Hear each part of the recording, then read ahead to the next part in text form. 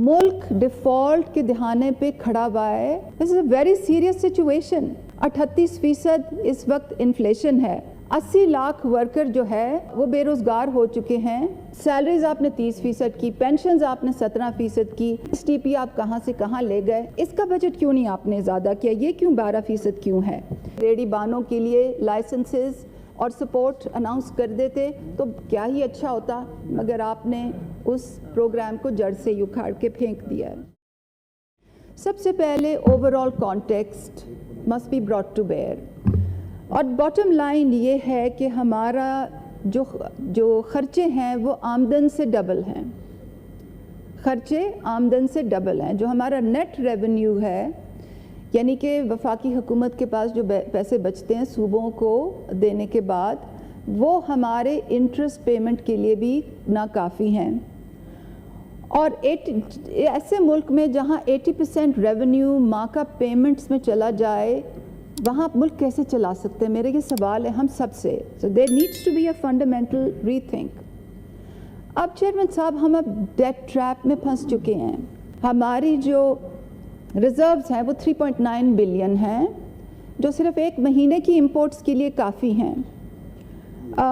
मुल्क डिफ़ॉल्ट के दहाने पे खड़ा हुआ है। This is a very serious situation. 38% इस वक्त इन्फ्लेशन है। 80 लाख वर्कर जो है वो बेरोज़गार हो चुके हैं। तो 10 करोड़ लोग गुर्बत की ख़ता से नीचे चले गए हैं, क्योंकि मुल्क से खाली इन्वेस्टमेंट नहीं जा रही, मुल्क से एक मैसिव और एक स्केरी ब्रेन ड्रेन भी इस वक्त हो रहा है। ग्रोथ आज 0.29% है। पिछले 2 कंसेक्टिव ईयर्स में 6% थी। और ये मैं कोई सियासी बातें नहीं कर रही चेयरमैन साहब, मैं इकोनॉमिक सर्वे से साइट कर रही हूँ, और जहाँ से साइट नहीं करूँगी तो बता भी दूँगी। इंडस्ट्रियल ग्रोथ 6.83 थी, आज 2.9% है। लार्ज स्केल मैन्युफैक्चरिंग की ग्रोथ 6.8 थी, आज 0.8% है। सर्विसेज सेक्टर की ग्रोथ 6.59% थी, आज 0.8% है। पर कैपिटा इनकम 1765 थी, आज 1568 US डॉलर्स है। इन्वेस्टमेंट टू GDP के जो रेशो है वो 15% था, आज 13.6% है। इन्फ्लेशन का जो एवरेज है वो 11.5 था पिछले साल। इस साल यानी कि PTI की हुकूमत का अब एवरेज जो है वो 28.2% है। जो प्रोजेक्शंस हैं उसके ऊपर मैं बाद में आती हूँ। सैलरीज आपने 30% की, पेंशन्स आपने 17% की, STP आप कहाँ से कहाँ ले गए। तो ये इसका बजट क्यों नहीं आपने ज़्यादा किया? ये क्यों 12% क्यों है?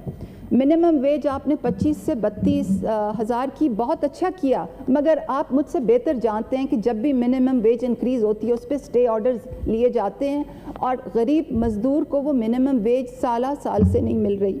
रेडी बानों के लिए जो 22 लाख रेडी बान थे जिनका हमने पायलट किया था, अगर आप उस पायलट को स्केल अप करके रेडी बानों के लिए लाइसेंसेस और सपोर्ट अनाउंस कर देते तो क्या ही अच्छा होता, मगर आपने उस प्रोग्राम को जड़ से ही उखाड़ के फेंक दिया है। मेरा आखिरी सवाल IMF से मुतल्लिक है। Thank you madam. IMF से चेयरमैन साहब। जी आखिरी है इसलिए मैंने कहा थैंक यू। जी IMF 6.5 ट्रिलियन का, अगर आपके नंबर्स हम मांग लें, 6.5 ट्रिलियन का डेफिसिट, 2 ट्रिलियन के टैक्स एग्जेम्पशंस, अनटारगेटेड टैक्स एग्जेम्पशंस जो उमरा और एलीट को मिलते हैं, रिफॉर्म पे कोई कमिटमेंट नहीं, और एक्सपेंडिंग स्प्री। जब IMF ये देखेगा तो उनको तो सिग्नल यही मिलेगा ना कि हम सीरियस नहीं हैं, हम कमिटेड नहीं हैं, और as a lender of last resort IMF तो यही कहेगा ना कि we do not want them to default under our watch. तो हम उनको क्या सिग्नल कर रहे हैं? अब इट इज़ वेरी क्लियर कि 30 जून सर पे खड़ा है। 9th रिव्यू, 10 रिव्यू तो दरकिनार, 9th रिव्यू भी नहीं होगा। और हुकूमती एहलकार बारहा कह चुके हैं कि ये next government next IMF programme negotiate करे, जो ठीक कह रहे हैं और अच्छी बात है, मगर नेक्स्ट गवर्नमेंट तो अक्टूबर नवंबर में आएगी अगर इलेक्शन हो गए। तो हमारी इनकमिंग क्वार्टर में तो इंटरेस्ट पेमेंट्स आई खड़ी हैं, ہمیں کسی نے قرضہ بھی نہیں دینا IMF پروگرام کے بغیر. تو کیا ہم نیکسٹ انکمنگ گورنمنٹ کے لیے ایسے ماحول نہیں بنا رہے کہ اس کے انڈر واچ ڈیفالٹ ہو؟ This is my question to you. تو ان سمری چیئرمین صاحب, اینڈ ٹو کنکلوڈ, جی ہم نے ایک پاپولسٹ بجٹ دیا ہے جس میں ہم نے MNAs کو خوش کیا ہے. معذرت کے ساتھ کہنا چاہتی ہوں, MNAs کو خوش کیا ہے, ہم نے حکومتی اہلکاروں کو خوش کیا ہے, ہم نے گورنمنٹ سرونٹس کو خوش کیا ہے. ایک پاپولسٹ پولیٹیکل اپیزمنٹ کا بجٹ تھا. ہم نے بونافائڈ بزنسز پہ ٹیکس لگائے ہیں اور انڈاکیومنٹڈ سیکٹر کی ہم نے حوصلہ افزائی کی ہے.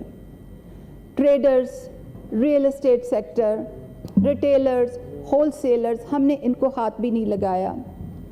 ہم ایک بجٹ دے رہے ہیں جس میں سیریس ریونیو شارٹ فال ہے اور جس میں سیریس ایکسپینڈیچر اوور رنز لازمی ہوں گے اور جس میں فسکل ڈیفیسٹ ہم نے انڈر ایسٹیمیٹ کیا ہوا ہے. تو یہ بجٹ کا خلاصہ ہے. میں اب بات نہیں کرنا چاہتی. Thank you. جی چیئرمین صاحب, صرف 15 سیکنڈز میں آخر میں یہ کہنا چاہتی ہوں, کیونکہ ہمارا یہ بھی مینڈیٹ ہے کہ ہم کچھ ریکمنڈیشنز دیں. تو میری طرف سے یہ ریکمنڈیشن ہے, میری ناقص عقل میں, ود گریٹ ہیوملٹی, کہ ابھی بھی ٹائم ہے, ابھی بھی ٹائم ہے.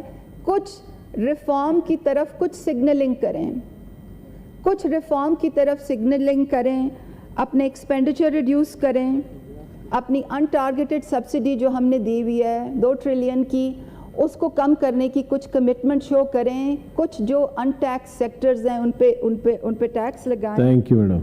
اور کچھ سگنل کریں ریفارم کی طرف, تاکہ the outside world takes us seriously.